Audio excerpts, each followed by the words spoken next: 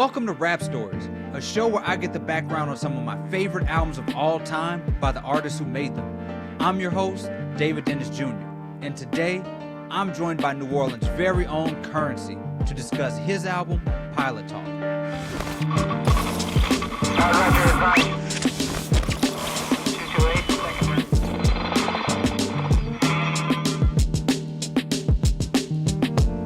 There's no city like New Orleans.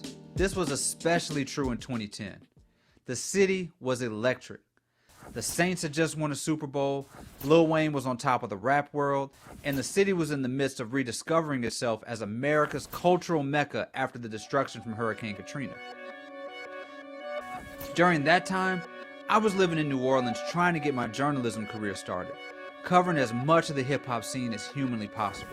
And in the middle of all that was Currency, one of the coolest cats in the city, making relatable and fly-as-hell music that made you want to just hang out with him.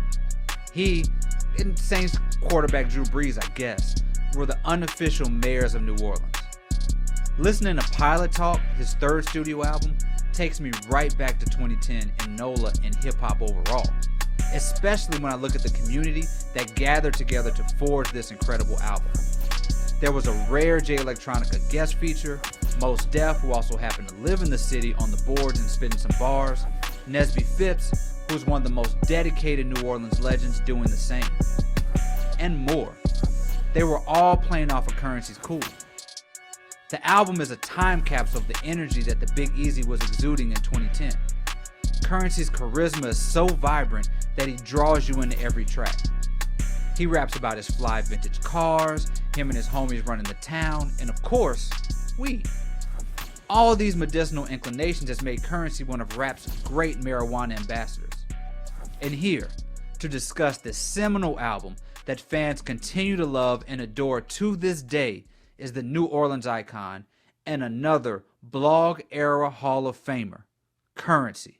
Welcome to Rap Stories. Come on, man. I'm honored to be here, bro. We are from a time, bro. We are from the era. There's only one. There's different times, periods in time, but I think only one can be titled as an era, and it was indeed the blog era, bro, because everyone was hand in hand, helping one another, like become whatever we were becoming, because the shit had never been done before. Like we were all breaking space. We were making it to where these kids become millionaires immediately. Like it's nuts. The same conversation that Raekwon had with me is the same conversation I had with Lil Yachty. You know what I'm saying? Like Raekwon was like, yo, you're gonna make money so fast. Like it's different now. Y'all can make y'all money super fast. And when I fucking jammed up with Lil Yachty, I'm like, bro, like there's no point in telling you how fast you can make it. You already fucking made it. Like you came in the game and picked it up because the shit is done, you know, but we created that. We made it to where people become rich from Instagram and shit like that. None of that would be if there was no blog era, bro. Like we were startups, all of us, from the artists, the journalists, the fucking website designers, all of us, bro. Like we were all fucking like tossing alleys to each other the whole time. That shit will never happen again, bro. I pray that other generations come up with a way where they work like that, you know, but that was a different time, bro. There was still hating and bullshit, but it was a different way, bro. It was different, you know? Let's talk about the era and the time when this came out. That blog era, I have so much fond feelings of that blog era time for all the reasons that you said and that lasting legacy. But paint that picture for folks who do not know exactly what we're talking about. Bro, this was a true sense of community in the blog era. Honestly, man, everybody went to everybody's shit, essentially. The whole era, if you were in the know, it didn't matter what blog you represented or even what artist or what crew you were from. If you were in the know, it was a worldwide cool table that existed. And we knew how to find, the table was like was via a laptop or something that you even found where that table was and everybody just jammed up. So then when we would make moves physically and opportunities were presented where people could actually find one another and hang out in a space where you know it's only gonna be like-minded people, and that's how artists grew followings, and motherfuckers would go to shows and not get shot and shit. And it was like, oh man, like I wasn't the only one who was cool and who was street smart and who was from this shit, but not really into it, because I know there's more to the world, and that's where we were. Everyone was there in that blog world because we were the ones who still like the hood, the streets, the month, like my homies who was busting guns and shit still like knew they had to come to me for fashion tips and shit too. Right. Friday, Saturday, and Sunday, I definitely knew like what you should have on, what was the shit. I didn't know the new FN dropped and what kind of bullets was armor piercing. I didn't know that. But I did know 10 Deep Letterman was out. Did know, you know what I'm saying? LRG was doing things. I did know like you probably shouldn't wear that. You should wear this. This is new. These guys doing their shit, blah, blah, blah. And through that happening, when Pilot Talk dropped, that was when working on Pilot Talk, that was my first time really like being in New York for a long period of time. I had a spot. I was living out there for a year. And at that point, I was able to walk into the offices of all these brands that I was supporting. When I was in New Orleans, people were floating me all kind of gear because I dropped so much music. There was always pictures of me on websites, on blogs, because I've dropped a record. So the only thing I have to do is drop the record with some new t-shirt on, and brands would keep floating me. And I had no money at the time. So fucking it was the no-brainer. Keep rapping, posting pictures with these shirts. You'll never have to buy clothes again. So then when I moved to New York, I just started pulling up. I'm like, where's 10 Deep? Where's the A-Life store? Like, where are these guys who mail me stuff? I'm fucking showing up. And just in pulling up, like in stores and shit, I didn't even know like what that was. But I was like damn near giving motherfuckers free in stores because I'm pulling up, smoking and just kicking it. And on Twitter, like just jumped out the fucking cab. I'm in Soho. I'm about to just hang out at the such and such store and just kick it, and then it's a line, and it fucking go crazy. I don't even give a fuck, because just give me this box of clothes. It don't even matter to me, you know what I'm saying? Like, life was good, and it was honest, bro. And I would liken it to what I imagine the music climate was late 60s, early 70s. Because like when I said wasn't no hate involved, that's still underlined, but motherfuckers had to do it on the low and was pulling strings, and it just wasn't too much. It wasn't too much bickering and motherfucking roll, just not in the blog realm, not in our realm. See, we didn't exist above ground. So I knew what was going on in the industry because I had played that game already. So I was like, nah, fuck that. I was just surprised that there was a whole realm of people that thought like me. It's just that the world didn't see us, and we weren't concerned necessarily with that above ground fame, because we only wanted the credit of the actual, how they say, the real ones, because that's what the whole blog era was, just real ones. That it wasn't like it is now, where there wasn't no posers and shit now. Like there's posers, people will pretend to be how we were. You know what I'm saying? But there was no room for posing because we were the outcasts of everything. Like we wasn't the shit. We wasn't lit. You know what I'm saying? Then it became lit to be like us. You know what I'm saying? We did that shit. And Pilot Talk, I think, is near and dear to people because it sonically brings them back to when you hear it, you know what it looked like, what it smelled like, because you know what kind of weed was around. You know what I'm saying? You knew what it felt like. Just and the way I talk and the way I do my music, I always try to tell a story, even if I'm not per se saying John bought 3 beans, he went here, blah blah blah. My raps are still a story, and I like to put you into the car with me, put you into the apartment. If I got to describe the color of the carpet, the texture of the carpet, and you'll know what time it was by then. Just by the furnishings and the shit I talk about in the houses and the shit I was trying to get at that time, like high-rise condos and all that shit had just really come into my world. Obviously, for being at the smoking section and then you being who you are, there was that natural, sort of link between. I mean, we did like these videos where you were Myth Blazers, where you were doing Myth Blazers, bro. That shit was legendary. People always ask like if I could bring it back, but it's like, well, no, because I didn't think of it. If that was mine, right, then yeah, I would just did that. But I'm like, no, the homies pulled up and told me like what they wanted to do. It just so happened I'm like funny. So whatever they asked to do, we just did it funnily. Folks who don't know, Myth Blazers was, Mythbusters was out at the time, which was a show where they bust myths, but you were doing things where we were just finding our ways to just get high. Tested the butter knife effect. If you could get high off putting the knives on the burner, we made a bong with that. We made a bong out of spark plug box. We had, what was crazy? And thank heavens, we were never like taken down for this. But do you remember we took my mechanic buddy and had him drive my fucking supercharged truck through a grocery store parking lot? We made a fucking invisible obstacle course. People are shopping in all these stores. Right. He's tearing through there in the fucking muscle car truck. Then we got him high and put him back in the truck to do the same course again, bro. Like right now, we would have been done. That shit would have been on CNN in the morning, site torn down, everything would have been in the trash, bro. I can't believe it. But we were from a time, bro. That's why I say it was like the 60s and 70s, because that's what the fuck was going on, bro.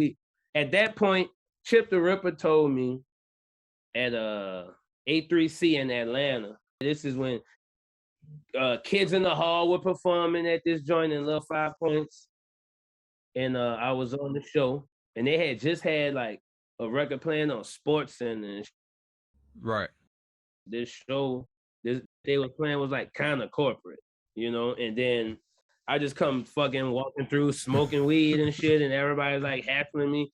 And then Chip was like, yo, like, like everywhere he go is legal. Like, because he's here, the weed is legal. Like, he told that to the security dude, like in a calm, Chip the Ripper, like he used the force. Like he was like, wherever he goes, it's legal. Like once he's there, after he leaves, nobody else can smoke weed, but while he's here, and then bam, they just let it go. We had a great show, fucking awesome. But Pilot Talk was that time, bro. Like literally just going, smoking it out. We're not going if we can't. And not being on bullshit and turning down deals and not going for the okie doke for the bag and telling people about it and letting them know, like, I have this El Camino that I paid cash for from the shows. I don't have a Ferrari yet because the deal was bad. I'll get that shit as soon as they want to give me a deal where I can do whatever I want. And Pilot Talk was me just waving the banner for independence and for telling people to follow their mind. Like if you think you're right, stand on faith and support yourself. It doesn't matter who's not in your corner chiming in. Fuck them, mash forward and do what you got to do. Because at the end of the day, it's all about you, Obviously, the Blog Era launched careers, right? It like had people who we'd never heard before and they launched them. But you, I don't want to say reinvented yourself, but you sort of found that niche during that time as somebody who was already there. How did you do that? Both of those situations were larger than me. I was like doing like this in both of those. Like everybody loved me and wanted to give me a shot. So Master P, C Murder, everybody, man, come on, but at the end of the day, they still got a lot to do before they could get to me. I'm humble. I don't make that much noise. I'm like, you don't even know if I'm in the room. So it's not gonna be my turn yet. All right. Cash Money, Lil Wayne is at the point of becoming best rapper alive.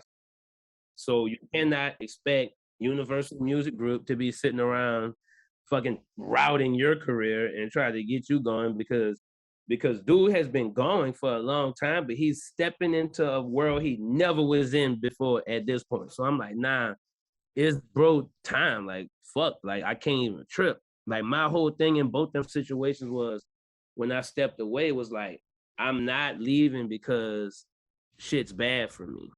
I'm leaving because shit is good, super good for y'all. And I have to take care of myself. Like I wanted to give my own and go through the process that they went through. Cause I mean, Wayne and McMahon, they both used to call me when I first left and was like, bro, like, think about your parents, bro. Like, you were about to try and buy them a bunch of shit. Like, why are you gonna leave? Like, thank you for trying to avoid some of the speed bumps, but the scheduling is different. I can be making moves right now while you growing what you're doing right now.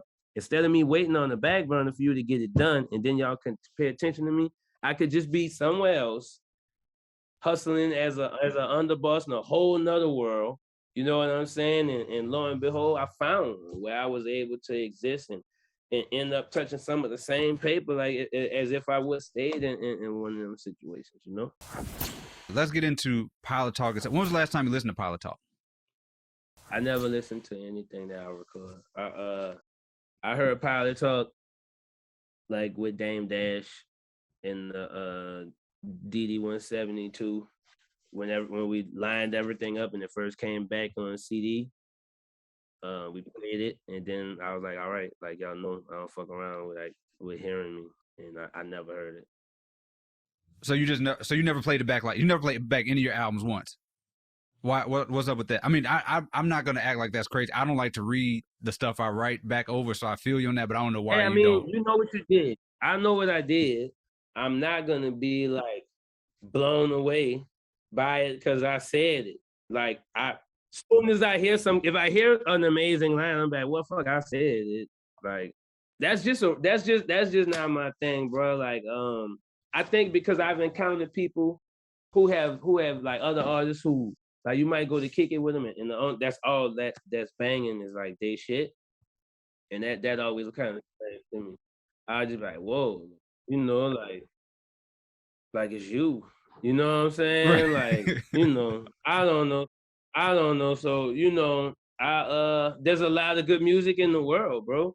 There's a ton of shit to listen to. So I just listen to everything else and oldies, you know. But when I listened to Pilot Talk, I think I know I bought a car like from an auction. I bought like a car from a Corvette collection because I was like, I think I have some money like coming in, so I'm gonna spend the money that I was holding on to. And fuck, we never looked back after that. And I remember I had already had stacked up enough records for Pilot Talk too. And I remembered when DMX, God bless, I remember when DMX dropped those 2 albums while I was in school, like in the same school year. And I was like, damn, you can do that. Like, you know, I remember how that hit me. I was like, yes. So I was like, if people fuck with me, they're gonna be super excited if we just come right back. So, you know, damn, and that been my formula forever. But then you gotta think about this too. It was the fact that I was recording it between New York and New Orleans. And I have always had this space in my heart for New York ever since then, but it had grown at that point. That was the inception of my love affair, like with the city, because I had seen them turn away a lot of artists. I had been on showcases and motherfuckers have had objects tossed at them. Like, oh, fuck, you know? And OJ the Juice, man, shit. And it's like, yo, these people I be jamming, so they don't fuck with this. I'm from New Orleans, so I don't know what the fuck is gonna happen. But yeah, everything was love, and and like they say, if you can make it there, you can make it anyway. So I was like, well, and then I noticed people in other areas receiving me differently, kind of because of that, because it wasn't no poo putts that was standing next to me. Like, it's like Raekwon. You know, right. It's the locks. Like, yo, this nigga's nice, you know, so fucking bam, everybody just start fucking with me. Ski Beats is making the beats, and he fucking produced Reasonable Doubt. You know what I'm saying? I got Dame Dash dancing around again, jumping around all on fucking TV. Like, I fucking kind of did that shit. So so I didn't step back and listen to it because I lived the life that created the sound. So it's like, I could tell the stories without hearing that. Pilot Talk brought a lot of good friendships into my life. Do you remember the show I was talking about at South by Southwest that year? I mean, I'm sure. I mean, you've done a million of them. It was off of 6th Street. It was a late night. I want to say it was like the Smokers showcase or something like that. Yeah, bro. Yeah, I remember. I loved that shit because when South by Southwest, when we was going to that shit, me and Wiz used to just walk into everybody's fucking set. Like, just who's performing? Us, the cool kids are in this one. Fuck it, let's go. Just walk into that shit. Nobody's gonna hassle us. Fucking smoke a bunch of weed. End up with a microphone. Fucking break dance and shit. Fucking throw weed in the crowd. Walk to the next thing. That was the shit, bro. Like, no security, no chain snatching, no clout chasing motherfuckers trying to fight you on their phone and do shit. It just wasn't. It just wasn't no bullshit. It was like when all the best players from AAU, like y'all all play bitty ball, and then they get a bus and bring y'all to fucking Orlando or some shit. You know, it was like that. Cool. And especially bro. like those first couple years, it was just like it was just like 20, 30, 40 people. You know what I'm saying? Like 40 rappers. It felt like it was just the same 40 rappers you saw that whole weekend, and everybody was just pulling up together. Like you said, like pickup games. Like the shows were like pickup games. You know. I saw Camp Low. And fucking then I had to go and do a set, and then I like went and I caught somebody else's shit, and then like I walked in the Wiz shit and fucking did like car service on his, and then he was like smoke something. I was like, I gotta go to this one, and then he was like, well fuck it, let's go. So he came to that one, and then like I went to another one, and like fucking this is when I knew it was about to change, bro. Like fucking Puff Daddy standing to the side, I'm rapping that Fatal Foot, fucking Puff Daddy and Cassie are over there, fucking right. doing moves. I'm like, man, I don't know how long this is gonna be like this. Like this is crazy now. After that, it was, you know. It was it. Like I remember Lil Wayne did a big concert. I mean, I think it changed when Kanye flew in, and then it just sort of got bigger after that. And I mean, and that's the tip, the hat to the blog era, because we were the ones that were watched by the ones everyone else was watching. Like they were cool because they knew to watch us. Right.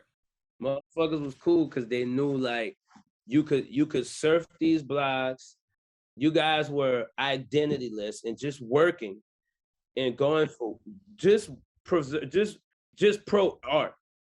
A lot of the musicians and the journalists, everybody was just pro art, just making good shit and not trying to stand right by it. This is, you know, and putting their face and name all over shit, you know?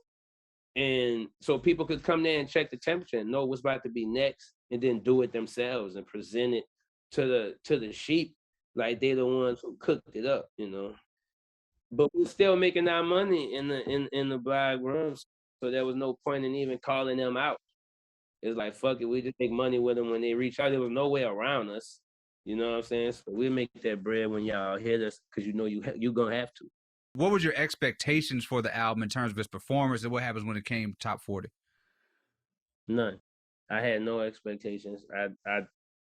I underestimate myself critically, but in this instance, I had no expectation because I never had the album. I had released This Ain't No Mixtape through Amalgam Digital, but like that release, this shit was at every store, you know. So I had no expectations. Billboard for sure. I didn't think that was coming, and that was shocking because there's people who live in the world that I don't live in. So when it gets to Billboard and shit, that's when you get calls from them. And they congratulate you and they tell you shit, and it's like, oh, all right, cool, you know. So I guess I'm in that world right now, so that's cool. And I hadn't expected it to be as important to people as it proved to be through time, because I released music so much. So Pilot Talk is one of those ones that always comes back. You know, and people are always talking about it. When you go out and people still talk about Pilot Talk, what are the things that they're saying about this album? Bro, that it saved their lives. Mm-hmm. That it because we were pushing a different message. Like there was rah-rah music, and then there was me. And it was like, the homies have guns. I don't have one. I just bought this, and it probably matches these and chicks like this, blah, blah, blah. Let's watch movies. There's a lot of shit we can do, So what people say to me about it is that the music shaped their ideas to start businesses. Some people tell me like, oh, I launched my clothing line because of this. Some people tell me like, well, this is why I got my master's. This is why I got this one, because it's a soundtrack to studying. People did like locked in and did whatever they were doing in any field, corporate motherfuckers, anything they were doing. Fucking Spice Adams always hit me and like, bro, that shit was getting me through the gym. Like, I knew I could do like 12 more fucking reps because of that shit. I'm like, oh, all right, well, cool. I didn't know that verse was about that, Right. but yeah, you know what I'm saying? It was locking into people's DNA a different way. And I mean, fuck, it's to some people, it's the Chronic. To some people, it's Snoop Dogg Doggy Style. Because as I realize, as I do shit now, and I'm like an OG, and I stepped into that pretty well. And a lot of the artists that's doing their thing right now with great stride, they always express how much they love me and how much they fuck with what Pilot Talk meant to them and shit. And like Playboy Cardi is that's a good buddy of mine. Like if we ever cross paths, the world freeze for a minute. We can't hear because we about to talk, you know what I'm saying? And then I know I'm gonna let you go back to hanging upside down and turning into a bat and all that stuff. Like, go for it. I'm gonna go back and smoke me a joint. It's good, but he is one of the ones who for sure like pull me to the side and be like, bro, like thanks, dog. Like, just go, just roll the dice. Right. Roll the dice on yourself. Because if it doesn't work out, only person you could say, it's your fault, and then you'll just do the next thing better.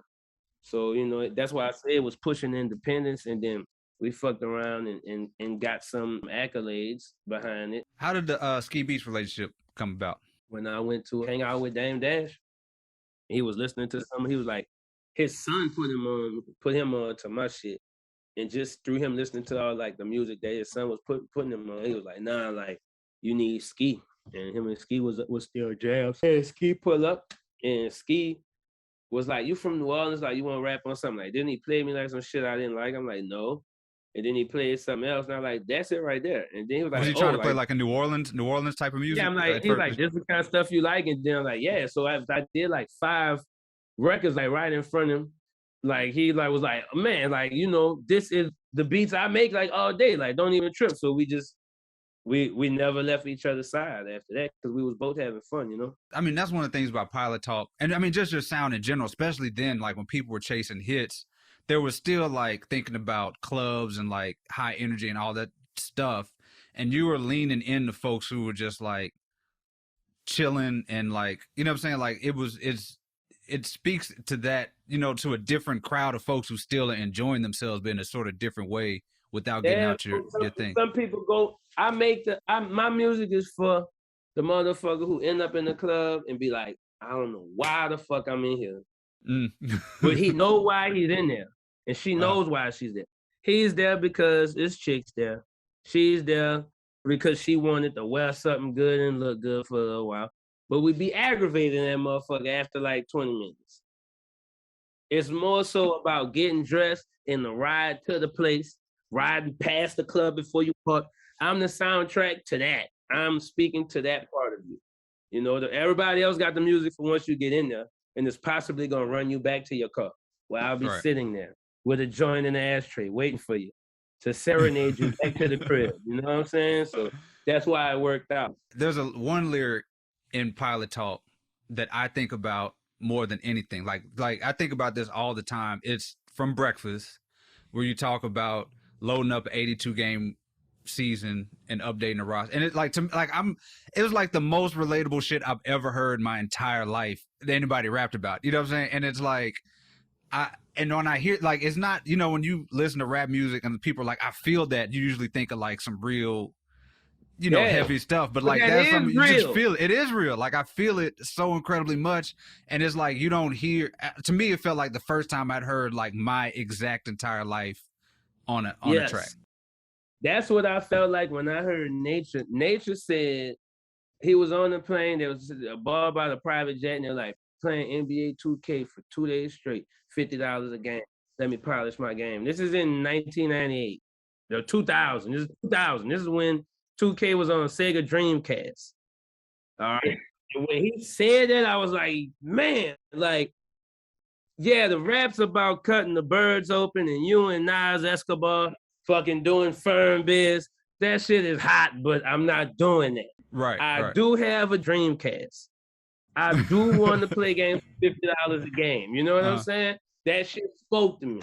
So I understand that. That's why I wanted to make sure that when I got in the game, like that's what I always wanted to present. That at the end of the day, like, you still gotta chill, bro. Even Scarface had to fucking sit in the hot tub and watch the pelicans fly on the fucking screen and shit. So dial into that, you know. That's the part of the human experience that I want to speak to. What was the most memorable moment of the recording process? The most memorable moments were provided by my brother, Mos Def. Let me tell you this. This dude, I don't know why he picked me out of the people he know in the world. But in 2009, you know, this guy just stopped his whole fucking shit and was like, bro, you are amazing. You're an amazing guy. You're a great brother. You know what I'm saying? Like, I saw footage of him. This is before Pilot Talk was being recorded. All I made King Kong and like 6 other records. He asked me if he could have King Kong on the CD, gave it to him. He had a show in Oakland, and this is around the time where everybody who did a show, and you were one of the journalists that would do this. You do a show, and you see the people from the block, like right there. Right. Like somewhere in the midst, in the crowd, like just hanging. You know what I'm saying? Like, paid the money, did not flex. I need a press badge. And somebody posted footage of Mos Def at a show in Oakland, and he asked the crowd if he could stop and play some music that had changed his life. And he fucking played King Kong. And he was like, if y'all never heard of this dude, y'all are gonna hear about him tonight, and then you'll hear about him forever. Like, after this, like, don't even worry about it. And he played King Kong. Like, he would stop his show and do that shit.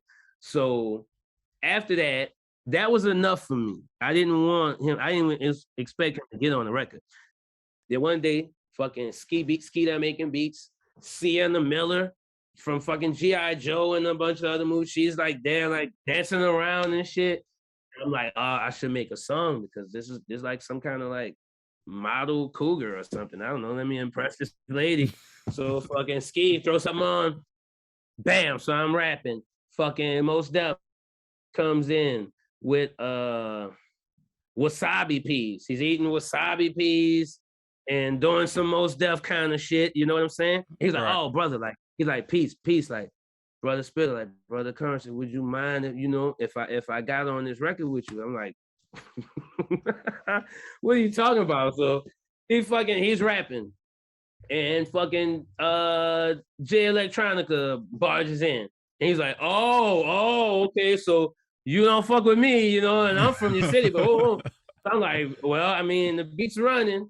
Fucking there's J Electronica, and Ski Beats is like looking at me through the monitor, like, it's happening, you know what I'm saying? So these dudes, so The Day is born.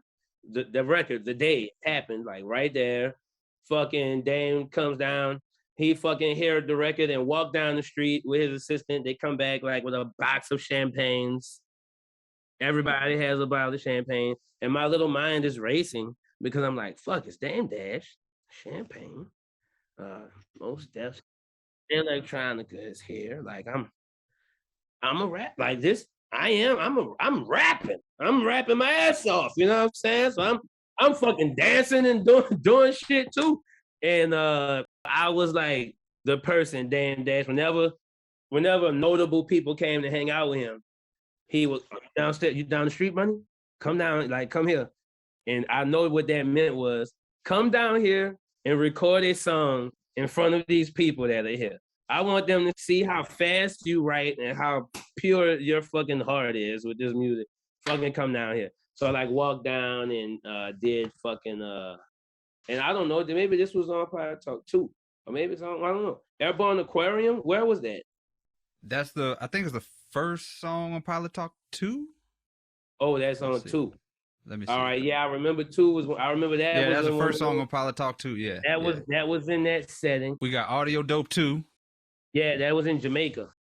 Okay. I recorded that in Jamaica, and I shot the video for Breakfast in Jamaica. Okay. Yeah, but Audio Dope 2 was recorded in Jamaica, and Address. Okay. Address. Yeah, we fucking rented this fucking dope ass house and hanging out with Lennox Lewis and shit. Yeah, Lennox Lewis had fucking Donkey Kong barrels full of weed. Like the barrels Donkey Kong throw down. Right, yeah. He had those. Like a grab bag. Like a what? Like a grab bag. You just go in there and grab. What like? Yes, how does that work? He had barrels. I thought it was rum. I'm like, well, we in Jamaica, and dude, like, maybe he's like a brewer now. Maybe he stopped boxing. He's got all these drums of fucking liquor. It was fucking weed, bro. I'm like, yo, this shit is crazy. But the only thing was, my mind was already fried on our technology and the way we grow weed out here. So that natural, like from the essence, weed wasn't really hitting me like I wanted it to. And then I remember I was on Twitter and I'm like, man, I gotta find some fire out here. And then fucking Noriega fucking tweeted me back, and then somebody pulled up on me on a motorbike and gave me a garbage bag full of weed. It's fucking crazy, but that's where those records came from. So how'd you end up in Jamaica? You were just out there on vacation or what? I had Dame Dash like back, we was making moves. So fucking, I think that when the ball, that's how he does it. Like, dude, just go places. And I was the homie at that point. So I was there. I could have either just went back to New Orleans or stayed in New York, but he was like, "Money, you coming to Jamaica?" Yeah. I loved the flight, so I fucking went. I want to make sure you remember you got the songs on the album. So Audio Dope 2, King Kong, Seat Chains with Snoop, Breakfast, Roasted. Yo, Mos Def made the beat, the original beat for for Breakfast. Okay. The band and all played it back because it was a sample that he looped, so we wasn't gonna be able to finagle the big. But Mos was like just fucking around on a beat machine and like looping this sample and putting some drums to it, and I just was rapping. And he was like, "Yeah, let's do this shit." And I fucking rapped Breakfast. Like, that's how that happened. And then Ski fucking got the band to get together and make the beat around it. But the initial joint, that's why I said Mos did it. The only other thing I remember from that room the Mos did that beat was when I got the verse back for Seat Change. Mm. It was the biggest day in D172 history because everybody in there had a lot of love for me, and they knew how I felt about Snoop. Like, Snoop was not my uncle at that point. Like, how that's like the homie, like that was not the homie at that point. I didn't know if like we was gonna get an invoice from Cuzzo for the verse or what. I didn't know like how that shit worked. But bro was down, and he told me the same thing like how Dame said. He's like, man, my sons and shit listen to you, and boom, boom, boom, boom. And we had been locked in from that point on. But when they got the verse back, they didn't send it to my email. Damon and his assistant, and everybody was calling my phone. It was like, yo, we got a cake, we got fucking pizza, wings, champagne here for you. Everybody is waiting for you to come here, and we just want to see you hear hear the Snoop verse. It was like a fucking gender reveal or some shit. I fucking like came down there and they played it, and I had like tears fucking rolling out of my face like as soon as he started rapping, because I was like, he really on this bitch. Like, right. I have a song with Snoop, and like everybody was just like looking at me and shit, and fucking, that was just one big thing I remember from that album, man. People really came together. Like you say, bro, the community came together and lended their talents to someone who had no budget, and because they fucked with them. They seen what I've been through and chose no sides, because I never presented that a side had to be chosen. I didn't leave these situations and talk down, say nothing about nobody. That wasn't my style. Like the first time I saw Birdman, that was the first thing he told me. Like, I just like how you done your shit. You just done it clean. I'm like, yeah, nothing. The only thing I could say is y'all niggas bought me a Jaguar. Like, I didn't have a Jag. Niggas got me a Jag, like, just through conversation. So it wasn't fucking nothing I could say. So, and I don't see where that's gonna help. I don't need to bring no light to me through that. You know what I'm saying? So everybody else in the industry who kind of saw what I went through and saw a bit of themselves in me was like, nah, I'ma fuck with little bro and do this shit and just take it on the chin, let this nigga have whatever, and it worked out. Did you sort of have that same sort of relationship with Devin the Dude in terms of looking up to him? I didn't expect him to even have time. You know what I'm saying? Dude was on the road and shit, and just popped in. To have Snoop and Devin the Dude, who are, Devin Dude, for those who do not know who, but you should, one of the, also another ambassadors of, talking about weed and rapping about it and just like laid back music, and to have them all sort of converge like Voltron on one album is like a special thing. It's your album, you know what I'm saying? Like, that's a special that's what I'm thing saying. to have. They were different, all different type of MCs, but all top tier. There was like a fraction of me that thought maybe I would be like a backpack rapper at one point when I was young. Like, I don't know, I could do all this rap. I could rap. If you could rap, you could just rap. So a motherfucker with a pen, a lyricist respect the pen that they see in me. A smooth motherfucking laid back motherfucker might not have the fucking lyrical dexterity, but can fucking groove and find the pocket on the beat. Appreciate my ability to do that. You know what I'm saying? Another motherfucker see something else in me, so bam, it did that. It was a Voltron. I'm a little Voltron because I've been inspired by so many people, and I borrow the game from them in the right way. I never like stole styles and shit. It just, if I know you and shit and I could get a pass from you or something, like then I do. If I embody something from somebody, believe I spoke with them about it before I made the move and shit. So that's why everything be so smooth and genuine. Yeah, I want to go back to the Mos Def thing because New Orleans is an interesting city in the fact, like, sometimes when people are living in New Orleans, like you feel them living in New Orleans. Like when Solange is in New Orleans, it was like, oh, Solange. Yeah. Just every day you felt like Solange is in New Orleans. Like when Mos Def was in New Orleans, it was like, dude, Mos Def lives here. You know what I'm saying? Like you just knew he was there at all times. Like I remember the J Electronica show they did at Howlin' Wolf, and he pulled up with his own like Don Cornelius mic. That time was the motherfucker. Dude came down there to kick it because we was recording and was like, bro, like, I'm gonna move to this bitch. Like, had me bringing, like, looking for cars and shit like that. Like we was gonna fucking redo a Cadillac for him and all. He got a 93 Fleetwood right now that I'm about to redo for him. But that dude, like, he fell in love with the vibe down here. That shit was crazy. How do you think the album is aged? That's always tough because I don't listen to my stuff. I just know the times, and Beeper Bill is prioritized on that album. Yeah. Or is that part of the talk? Yeah, prioritized on there. Yeah, with Nesby. Yeah. All right. So that was when I realized that maybe this shit was for real in New York. I had an apartment. Did a couple shows. I might have had like maybe $3,500 cash in my freezer in a White Castle box. I'm fucking calling home for homies now because I'm like, nigga, come up here and get next to these people, bro. Like, I don't know, you might come step in some shit. So I call him like, look, your ass make beats and rap. Come here so I can show you to these people. You know what I'm saying? So fucking my dog pulled up soon as he landed. We did that record, and we shot the video and shit before he left. And a lot of people in the game, they fucked with him, and he used those relationships in multiple ways. Are there any things you remember that didn't make the album that were almost gonna make it? Yeah, bro. Take Off to Landon, mm-hmm. and it featured This was my boy, and I want to say his name was. I want to say he was recording under the name like Curtis.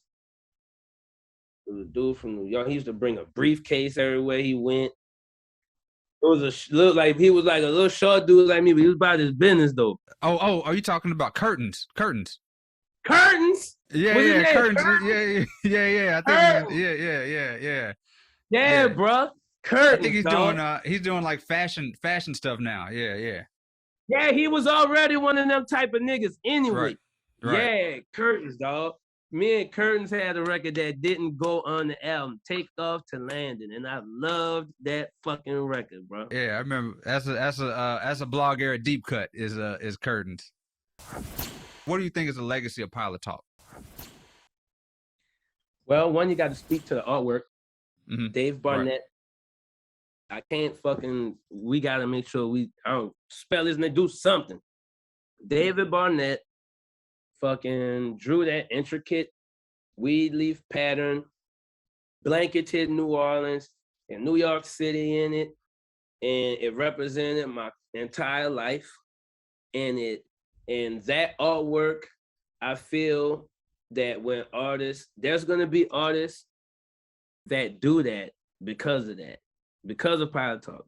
I'm gonna be a little gray in the hair by then, but it'll come out and it'll be like when the motherfucker dropped their album and it's made like the Doggy Style cover. Right. You know, that's gonna happen. You immediately will know what type of artist this is just because he chose to do that. Because people never forgot about that shit. The music tied into what it looked like, and that's one thing that I know will last forever. You know what I'm saying? Outside of the music, like fucking, I read a interview. I read some shit about LeBron James, and the journalist said like, okay, it was after a loss, and they were like, okay, bright and early this morning, LeBron James is the first one in the gym, and he's been working out to Currency's Example, which is the intro. That's the first record on Pilot. And it's the whole thing about just, rolling the dice on yourself and proving the motherfuckers, you know what I'm saying, what happened if you just stop listening to naysayers and shit, just keep your head down, focus on the grind and shit like that. And I'm like, damn, years down the line, one of the greatest basketball players in history, Pilot Talk is over. Many albums have come out. You see bro riding around to albums all the time on Instagram.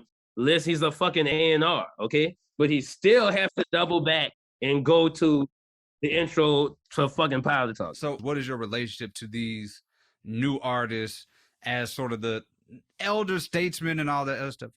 I'm telling you, it's a blessing because I've been around dog enough to kind of see how he moved. I'm literally unconsciously like dog to those folks. Like my brother, like Larry June, he will stop an interview and say all the time, like, Currency called me and told me to rap on the smooth beats. You just make enough noises to the beat, it's fine. So if you do this other shit, you're gonna get people that really wanna fuck with you because you're giving them something substantial. And we just did the Red Bull versus joint, him and the Sound Clash, him and Babyface Ray. And soon as bro got off the stage, he came and passed off to Babyface Ray and all the fucking legends, all the young legends from Detroit, because they always showing me up too and telling me like, big bro, like you kind of like show niggas, bam, bam, bam. But when Larry got off, he was like, thank you for calling me and telling me that shit that day. The ones that have taken some of the game that I put out, they give it back the right way. And when they see me, they make it known. And you could tell if they're not doing no bozo shit, that's probably the one, I'm probably in their corner. Who inspires you now? And what do you think is the album that sort of gives you that feel that Pilot Talk gave you out of the young folks that's out now? I like GT from Detroit. GT, V's, all them boys, they nice. I love this shit. GT give me the feeling I used to get when I used to download new Max B shit. Every time I got something from Max B, because I knew he was still in the mix. He was talented enough to be out of the mix, but financially not in the position to be out of the mix. And I know how it is to be 1 foot in and 1 foot out. Like, yeah, you super dope, but you still gotta do what you gotta do. And my homie GT, he give me that vibe, bro. So what we have here is like real quick, just some what's called album snippets where we just do like real quick fire questions I'm gonna ask you. Ready for it? All right. Go. Favorite Denzel Washington movie? Mo Better Blues. All right. What's on your po' boy? Catfish. Dressed or undressed? Just ketchup and pickles and butter. Who's your favorite rapper in New Orleans right now?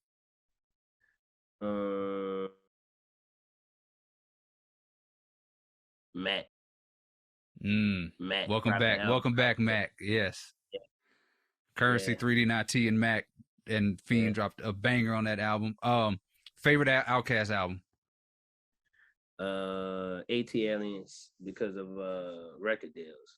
I mean, because of mainstream. I rapped over that beat and called it. Yeah, yes. Before we go, I'd want to say, we've talked about this community and all that stuff. I want to also thank you because you embraced me in New Orleans and in the blog era at that time. Whenever you were around, you always showed love and helped me, make sure I was, a part of the stuff. And I remember I went and saw the Cool Kids at the House of Blues. They had a 2K thing going on. You came on the tour bus. And I just remember the night ended with me eating a whole bunch of McDonald's that night. So appreciate you for sharing your Yeah, you know me. I'm gonna bring it. I'm gonna bring it around. That's what I come to do. That's what I come to do forever, bro. I think that's what has endeared me into a lot of people's hearts too. When I came through, bro, I brought the weed. I brought that shit to the game. Like, everybody was smoking it, and outside of Snoop, people wasn't really, and Devin, people wasn't addressing the fact that it was part of every day, to the point where you kind of don't have to talk about it because it's what you do. So you talk about it in a different way. You don't have to fucking you don't have to make a weed song. These are not artists who have a smoke song on the album. You know what I'm saying? Because every song, even if it was the song about baby mama drama, the song about doing a drive-by, the song about the dead homies, the fucking song about how much they fucking want to start a family, the weed was there. So, right. You know what I'm saying? So that's what I did too. And I think I reminded them of that. Currency, thank you so much for being here, for talking about your classic album, Pilot Talk, the blog era, just this incredible, like you said, once in a lifetime point in our lives. That's it for today. I'm your host, David Dennis Jr. This is Rap Stories. See you next time. This podcast is produced by Podville Media for Andscape, a Black-led media platform dedicated to creating, highlighting, and uplifting diverse Black stories. Andscape, where Blackness is infinite. Dina Morrison is the series producer. Our production team, Brittany Danielle, Rob Spiewak, Lenika Belfield-Martin, Ethan Sands, and Eli Nellis. The series was edited by Stephen Williams, Kelsey Johnson, and Rob Ford. Executive producers, Steve Reese, Elizabeth Elson, and Oscar Zabayos. Raina Kelly is Andscape's Vice President and Editor-in-Chief. David Oku created the original artwork for the series. Special thanks to Tracy Smith, Mike Shahade, Rami Moguldam, Katie Lawson, Beth Stoikov, Anna Grambling, Ashley Melfi, John Gotti, Kelly Evans, Ryan Broadhead, and Kevin Wilson. And I'm your host, David Dennis Jr. Thank you for listening.